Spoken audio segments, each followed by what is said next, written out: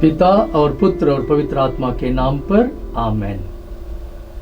जय यीशु की क्रिस्त में प्यारे भाई और बहनों, चालीसा काल के चौथा रविवार के मनन चिंतन में आप लोगों का हार्दिक स्वागत है।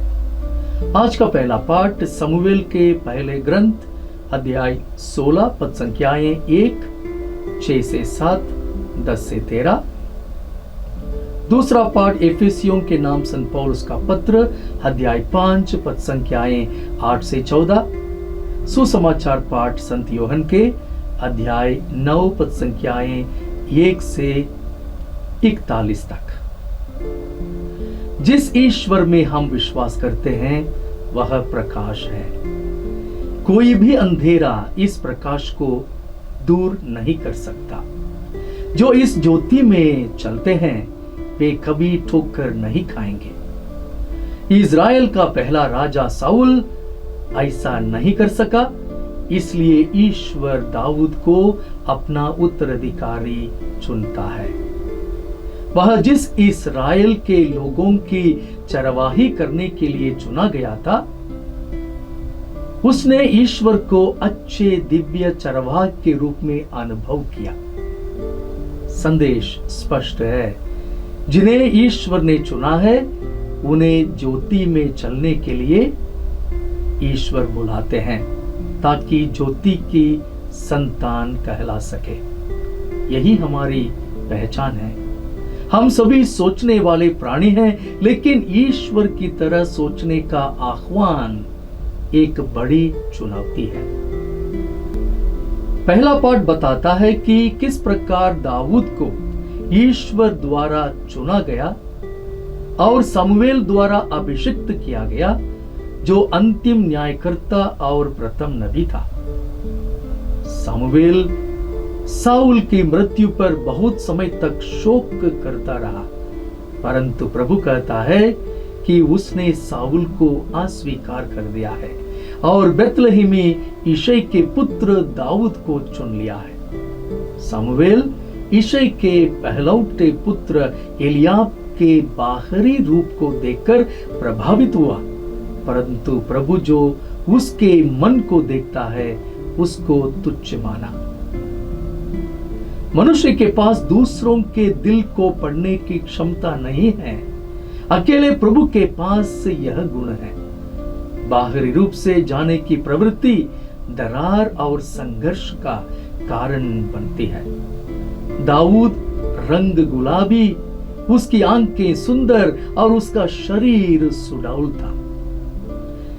अपने पिता ने उन्हें राजा बनने के योग्य नहीं समझा, परंतु ईश्वर ने समूएल को उठकर उसका अभिषेक करने की आज्ञा दी।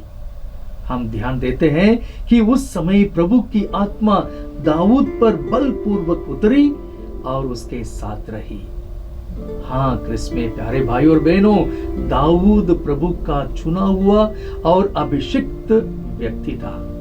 ईश्वर ने दाऊद को अपना बनाया था, क्योंकि ईश्वर अपने लोगों को पूरी तरह से अधिकार में रखता है। आज का अंतर भजन हमारे लिए प्रसिद्ध भला चरवाहा स्तोत्र प्रस्तुत करता है। इज़राइल के लोगों की चरवाही करने के लिए चुने गए राजा दाऊद ने ईश्वर को वास्तविक चरवाहे के रूप में देखा। भजन पहले पाठ के साथ अच्छी तरह से मेल खाता है। ईश्वर दाऊद की अगुवाई करता है, सही रास्तों पर उसका मार्गदर्शन करता है, सभी कतरों से उसकी रक्षा करता है और उसे पारिवारिक भोज में भाग लेने में सक्षम बनाता है। भजनकार दाऊद उल्लसित है कि वह हमेशा के लिए ईश्वर की उपस्थिति में रहेगा। उसके पास किसी चीज की कमी नहीं है और इस प्रकार वह प्रभु के विधान का जश्न मनाता है। भाई और बहनों, दूसरा पाठ एफेसियों के नाम लिखा गया संत पौलुस के पत्र से है।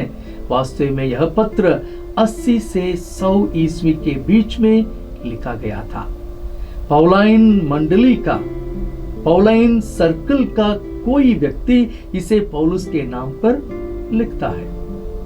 वह अपने पाठकों को बताना चाहता है कि ईसाई अब अन्य जातियों की तरह नहीं रह सकते, इसलिए वह उन्हें और हमें बाद में ज्योति की संतान के रूप में जीने के लिए आमंत्रित करता है। जो ज्योति में हैं वे ऐसे फल लाते हैं जो उन सब बातों में पाए जाते हैं जो अच्छी, सही और सच्ची है।